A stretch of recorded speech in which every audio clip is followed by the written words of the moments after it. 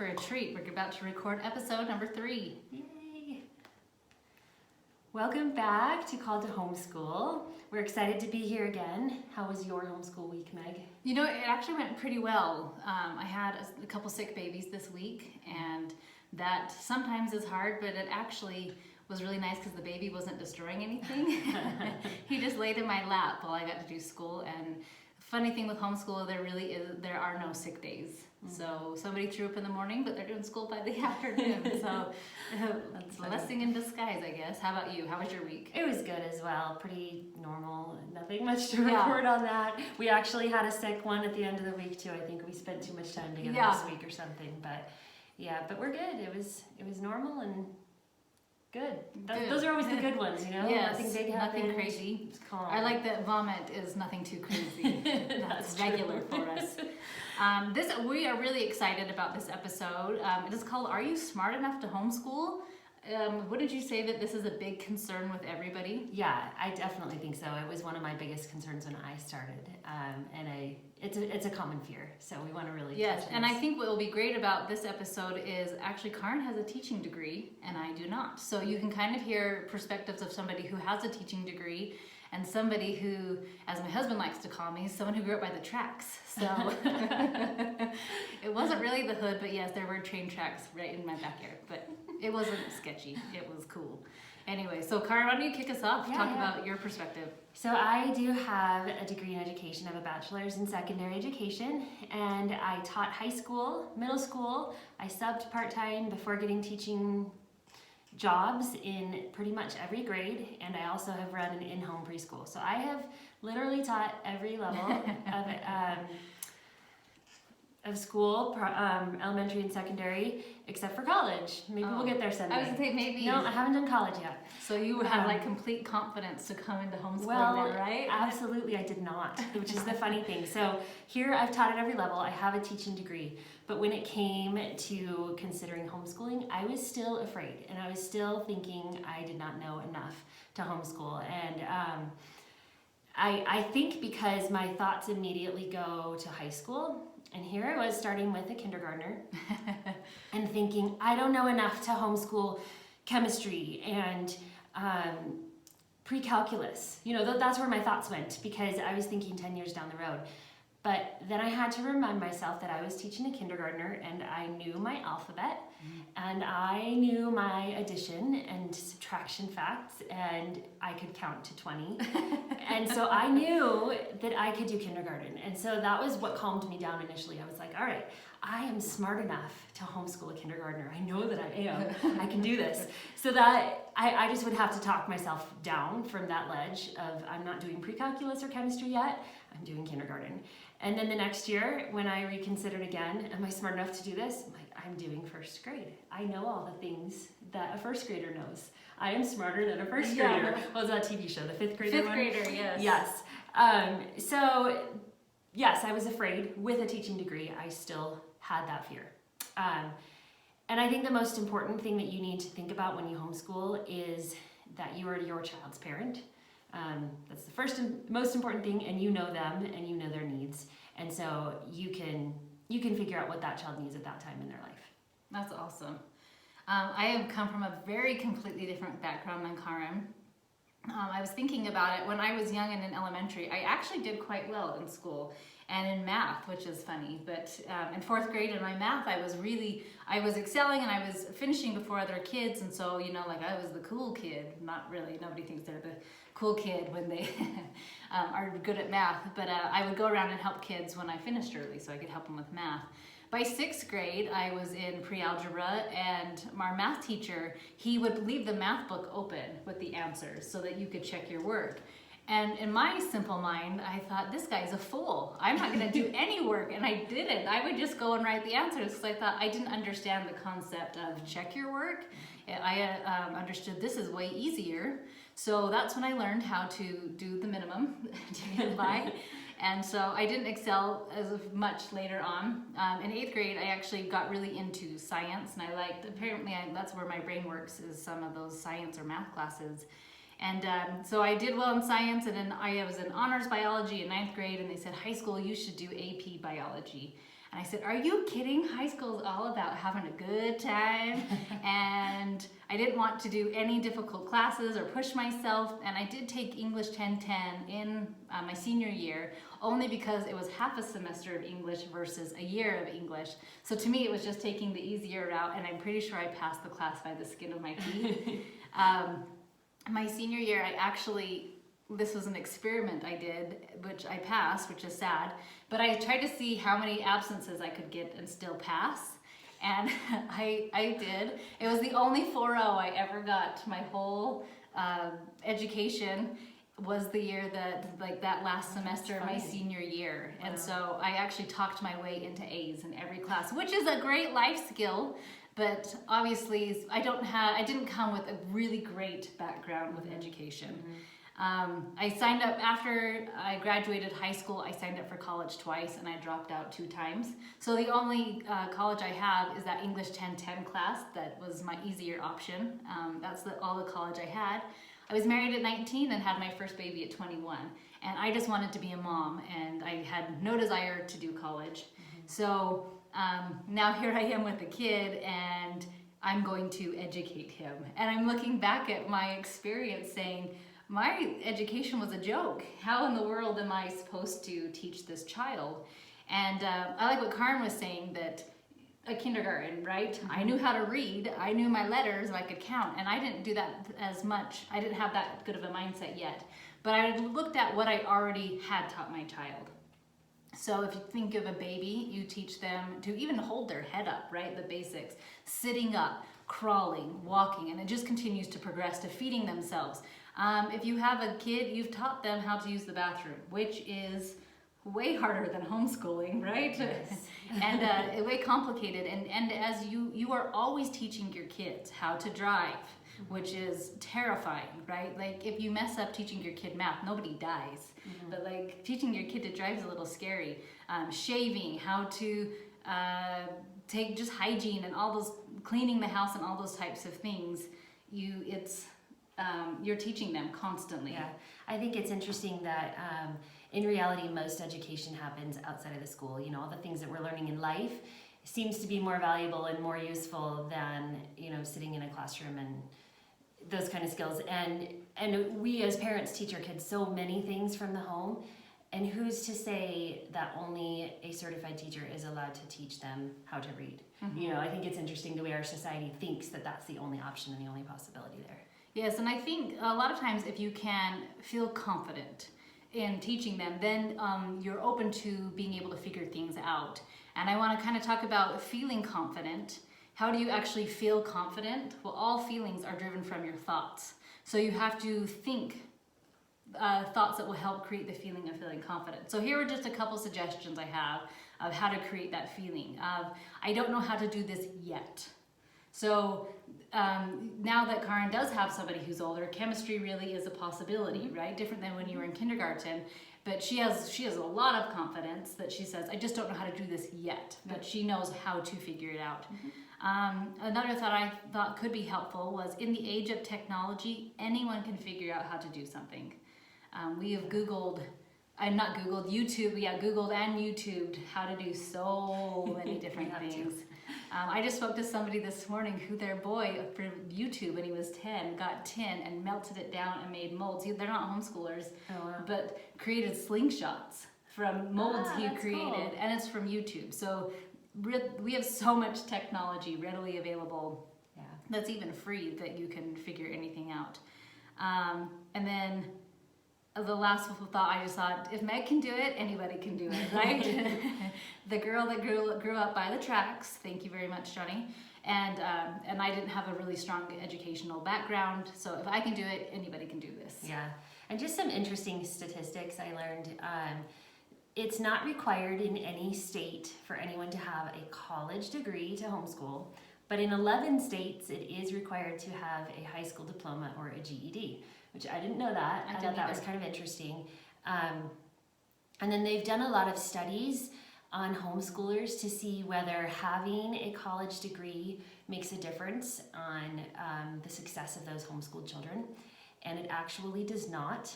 And one of the studies even showed that the students or the children whose parents did not have a degree scored 1 point higher on standardized tests than those who did have a degree. So it really almost is a little bit better. And I don't know why that would be. Maybe the parents are less structured or less, rigid in their teaching or something. So I thought that was kind of interesting. But also all the studies that they've done, the biggest difference that it made in the education of the kids was the size of the family's library in their home. And I love that so much, because if you could see how many books I have in my house. Say between the two of us. Right? It just makes me feel like I'm doing a good thing. Because you're spending a lot of time reading with your kids, obviously, if you have a large library, but also they're just exposed to a lot of books, and they have a lot available to them that they will spend time choosing to read more often. And I thought that was so cool to know that. And then those who they studied, like from the 70s, they studied like thousands of kids, and they measured how often they were read to by their parents as kids, and how often they were choosing to read. And those who were read to often and chose to read performed better in math, vocabulary, and spelling. So there's they hope. were teenagers. So yeah, build your library and read to your kids a lot, and I think that you're going to have a lot of success, whether or not you feel smart enough. I would like to I'm wondering, Karyn, with your degree, did you learn, what did you feel like you learned with education? I think I've heard you talk about this before, it wasn't necessarily how to teach a child, or what did you feel like I really learned how to teach very well in my classes. I don't think that I learned that until I actually was student teaching. I remember going into that semester of student teaching, and for me, doing secondary, it was split, half in the middle school and half in the high school. And I went to the middle school first, and I was panicking. I did not know what I was doing. I'm going in there, basically I was done with my degree. This was the last semester. And I had no idea how to do this. I didn't know how to make a lesson plan. I didn't know how to do any of these things, and I was terrified. Until I actually got in there and was working with the students, I never felt confident. And after that semester of homeschooling, student teaching, sorry, I gained a little more confidence and felt like, okay, I can do this. And I look back on my teaching years now versus how I teach my kids at home, and there's just a vast difference. And I think it's just the years of experience I've gained and the knowledge I've gained of teaching my kids for these years. I am just much more confident, more comfortable, and I've learned a lot more about how kids learn, and I think that that's really important. So I really feel like the most experience for me was gained hands-on in there doing it. Yeah, my husband and I were actually talking about this yesterday, that you never will feel ready in life for certain things. Mm-hmm. Whether it is moving out of your house, like I'm not ready if you're a teenager, right? And when you're gonna have your first child, like we're not ready to have a kid until XYZ are in line. And homeschooling, do you really ever feel ready? And I think some of these big decisions in your life that are life changing, you never really feel ready. You just have to take that leap of faith and go for it. And rely upon Heavenly Father and a lot of prayer, and then just have faith and move forward. Yeah, definitely. All right, so the next topic we're going to talk about is learning alongside your kids. And this is one of my favorite things about homeschooling, because I feel like my education has grown so much, and I kind of touched on that a little already, but so much since I started teaching my own kids. Because I am relearning, or maybe learning for the first time, all these things that I should have learned in school. And I was a really good student. I loved school as a kid. I enjoyed learning. I've always enjoyed learning. I loved college. I loved all of it. I just enjoyed it. And I still enjoy learning. So for me, it wasn't that I wasn't trying to learn. It wasn't that I didn't want to, or that I was cheating my way through school or anything like that. It was more just, I don't think that, I don't know, maybe it's the way it was taught, or it just didn't stick with me. So I feel like I'm getting it all over again, and it's exciting to me because there's all these things that I am learning that I'm loving. I love learning about history again. I love figuring out math finally. Math was never my favorite. I can do fractions like a boss now, just saying. Right, I know, I'm pretty good at multiplication facts, like all these things that I was like, were hard for me when I was young, are not hard for me anymore because I've done it so many times now that it's just kind of coming naturally to me now. And so I feel like that's one of the hugest benefits for me as a mom, is all that I'm learning in my education has just ballooned, and it's been really neat. Yeah, and along with math, and I think that's a subject that intimidates a lot of people. And whatever grade my oldest was in, they would say, aren't you nervous to teach your kids math? And I said, it's fine, I'm at a 5th grade level. Because I would just learn right along with them. And so, I mean, now that I'm on kid number 6, I'm like, what do you need help with? I can do it all. But I'm also helping the junior in high school with his math, because I'll just go watch a YouTube video and I'll go learn how to do it, and I can do equations like it's it's funny, when my 5th grader was learning long division, there were a couple of days where we were both in tears trying to figure it out. And I remember that and just saying to him, I'm so sorry, I'm so bad at math. And I was always bad at math, and I just don't remember this. And so we would go YouTube and we would watch little videos of how to do these problems and tips and tricks. And it's funny, now my next child's on long division, and I think we're on the 3rd one now that's doing it, and I totally get it. And I'm like, hey, I can help you now, and I don't cry ever. And that's so great for me. But it's just been a really wonderful journey for me to fall in love with these subjects again, or for the first time, some of them. And the funny thing is, as much as I didn't like math, I am in the process of writing a math book right now, which cracks me up. I think it's hilarious, maybe, I don't know. Yes. But here I am writing a book about math and how much I love it and the fun things that you can do with it. And so it's been a really special journey for me. Yes, and I think it's fun because some of these things I am learning for my first time, especially history, where I wasn't very involved in my own education. And so now it's this first time. And so I have a ton of enthusiasm. Like, did you guys know that while this was happening in Europe in the 1800s, this was happening in the Americas and over in Asia? And you start putting the own dots together, and it gets your kids excited because like I'm learning for the first time, and so it's fun, and I eat it up too of their education. What's that book that we were reading for Learning Circle, the history one? Oh, it's now I can't remember. I can't think of what it's called. Ancient Egypt history. Yeah, so we, for our moms group that we're a part of, that we meet monthly, but we started reading this big historical text, and the two of us were so excited about it, and we were eating it up, and some of the other moms got tired of it, but we loved it. But I think the thing that, because of me learning alongside my kids, it's given me a greater hunger for learning, and it's made me want to continue to increase my knowledge. And I'm reading deeper books than I would have in the past, and more nonfiction. I used to mostly just read a lot of lighter fiction type books, but now I just have more of a hunger for learning. Well, we had a conversation yesterday, not you and I, but someone else, but we were talking about the quality of books. And there's only so much time to read a book. And so why would I pick a fluffy book? And fluffy is, to me, I call them garbage books, but books that don't inspire, there's negativity, they don't uplift you. Also called twaddle in Charlotte Mason circles. Yes, everything I say has a made up word to it. So garbage is what I call them. And so if I only have so much time and I'm reading these nonfiction books, but I want to read what my kids are reading, and I also like reading the classics, why wouldn't I spend my time doing that? And then also monkey see, monkey do. And it's funny, if you have seen my Instagram stories, my 5th and 6th grader chose to read the unabridged Les Mis book because that's the culture we're creating. Yeah, it's great. And then along with that, and we've kind of touched on this a little bit already, but because of us learning alongside of our kids, we're a lot more comfortable teaching those harder subjects when we get to them. We talked about chemistry and advanced math and things like that. While it may be scary initially, the longer we teach and the more comfortable we become with these harder subjects, the easier it is for us to teach them when they come along. And I think the confidence that has come along in our homeschool co-op, sometimes you're asked to teach a class you are not comfortable with, and maybe comfortable is not the right word, but that you don't feel as knowledgeable about something else. And it was funny, I got a text this week and said, hey, can you teach this or this or this? And I said, pick one, I don't really care. I'll figure something out. And it's fun, and you kind of go off the class. The class I had yesterday, we actually played Miss America, and I made him practice how to do an interview question. And so just having fun with it, and we had a microphone and made them come up and wave all beautifully.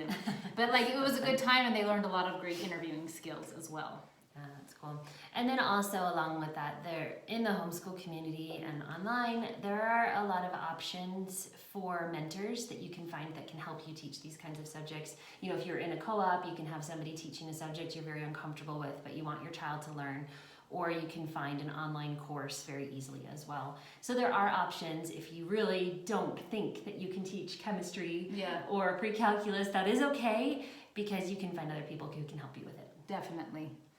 All right, that is our episode for today. We hope you have a wonderful week, and we'll talk to you next week. Bye-bye. That was a good ending. That was good. I need to blow my nose. It was like dripping. Oh, drip your, I'm gonna.